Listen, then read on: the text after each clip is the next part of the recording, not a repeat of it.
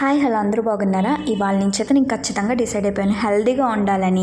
నా హెయిర్ మంచిగా గ్రో అవ్వాలి అంటే ఈ రెసిపీని ఖచ్చితంగా మీరు ట్రై చేయాల్సిందే. పప్పు మెంతికూర ఎలా చేసుకోవాలో చూద్దాం. వీడియోలోకి వెళ్ళే ముందు మెంతికూరలోని పప్పులోనే ఉండే బెనిఫిట్స్ ఏంటో తెలుసుకుందాము. కందిపప్పులో చాలా ప్రోటీన్ ఫైబర్ కంటెంట్ ఉంటుంది. మెంతికూరలో ఐరన్ రిచ్ డెఫిషియన్సీ అనేది ఉంటుంది.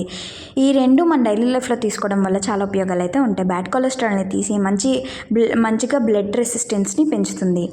ఫస్ట్ ఒక బౌల్తో కందిపప్పు 4 కట్లు మెంతికూర తీసుకొని మంచిగా వాష్ చేసుకోవాలి. 3-4 టైమ్స్ వాష్ చేసుకున్న తర్వాత కుక్కర్లోకి కడిగిన పప్పు, మెంతికూర, ఉల్లిపాయ, టమాటో, పచ్చిమిరపకాయలు, కొంచెం ఆయిల్, వాటర్, ఉప్పు, కారం వేసుకొని కుక్కర్ 3-4 విజిల్స్ పెట్టుకున్న తర్వాత ఒక బాండీ తీసుకొని అందులో ఆయిల్ వేసుకొని పోపులు, దంచుకున్న వెల్లుల్లిపాయలు, తుంచుకున్న కరివేపాకు, ఎండుమిరపకాయలు, కొత్తిమీర వేసుకొని మంచిగా సార్ట్అవుట్ చేసుకున్న తర్వాత మెదుపుకున్న పప్పుని తిరగమాత వేసుకోవాలి. తిరగమాత వేసుకున్న తర్వాత లాస్ట్లో కొత్తిమీర జల్లుకొని కొంచెం వాటర్ యాడ్ చేసుకొని మంచిగా సార్ట్అవుట్ చేసుకుంటే యమ్మీ అండ్ టేస్టీ మెంతికూర పప్పు రెడీ అయిపోయింది.